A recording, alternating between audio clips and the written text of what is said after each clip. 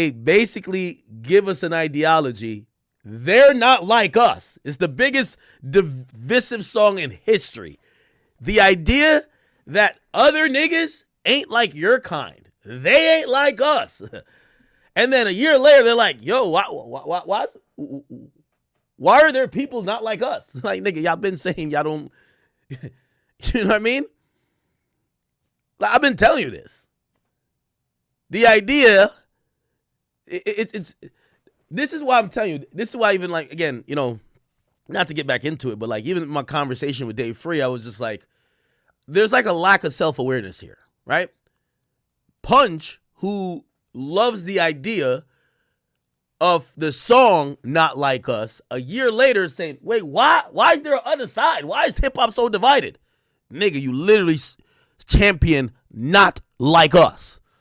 It's like when Dave Free said, yo, why is niggas doing the weird shit like mentioning people's families and... Bruv, you called a man a pedophile and said he had a daughter. Like, brother, like, these are things like it's kind of self-explanatory. Like, there's nothing that's like, ooh, how did it happen? These are pretty obvious, okay? Now, I'll partially give him a little bit of agreement where I do believe that there's other things that kind of like spurred it. I just think the battle was one of the major things. Because I agree with him that, yo, Drake fans, they all like the same type of things outside of Drake. Like, their ideology on life. Like, people who would support Drake, their ideology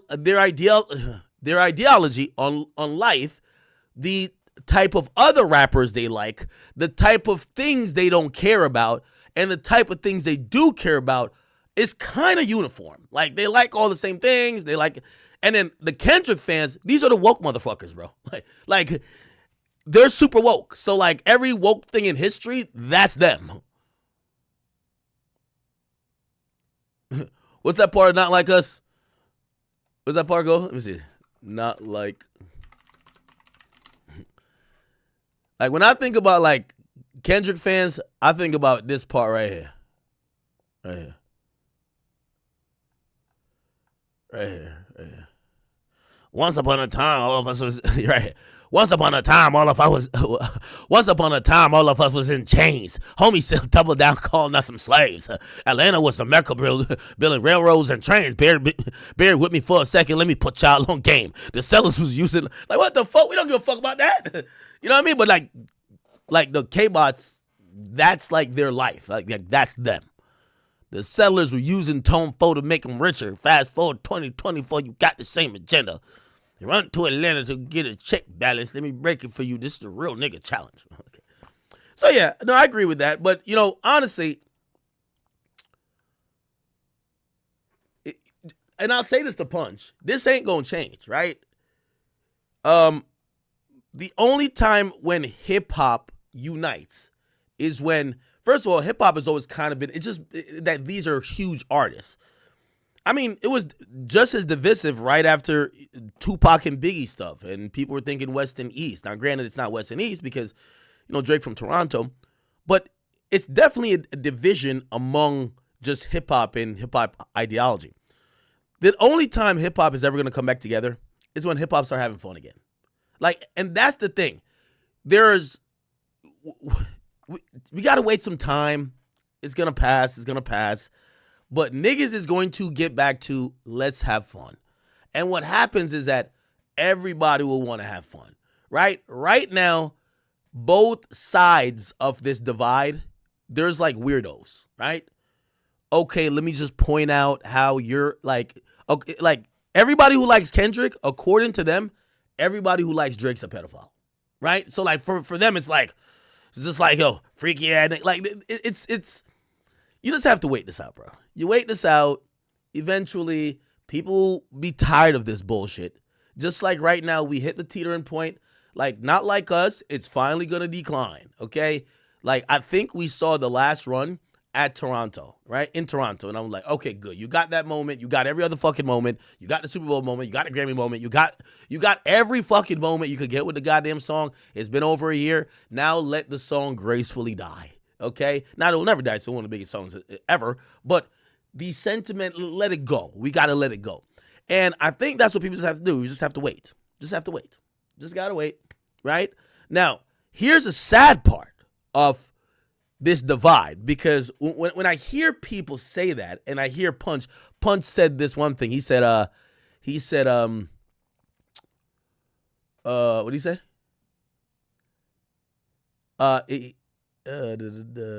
He says it's been bubbling for a while, right? And he's saying the battle isn't a catalyst. Here's where I disagree with him. And this is why I give all the credit to the battle and mostly to this Kendrick Drake thing. Because also I do think there are personality types and people who have ideals about them that fall either on the Drake side and some that fall on Kendrick's side. Why I don't say this is going to be beneficial is that here's the reality of it. This divide, none of them people who have this moral high ground, the woke niggas, they don't support any other woke nigga but Kendrick. I keep telling y'all that. Like, people said, oh, no, it's great. We brought lyricism back. And nobody gave a fuck about this whole little Joey Badass spanking out like 10 West Coast niggas. Like, nobody gave a fuck. You know what I mean? Like, we're not seeing no lyrical niggas rise to the top. That's why I keep telling you. I'm like, it's very ironic and interesting how this battle went down, because I see people on the West Coast claiming it's a win for the West Coast, yet not one West Coast artist we're seeing having any meteoric rise, or we could say is on the next up circle. Like, no, it only helps Kendrick. You get what I'm saying? Now, I think the role where Drake operates and is, there's always going to be a new hit maker that kind of just makes catchy songs for the bitches. There's always going to do that. No, here's the thing, though. The masses who love Kendrick, they don't love nobody else that does what Kendrick does. Not one. Which is, it's kind of crazy. Like, I'm like, so y'all tell me he's the only woke nigga that y'all like listening to? Because there's some other woke niggas. Y'all don't like hearing them?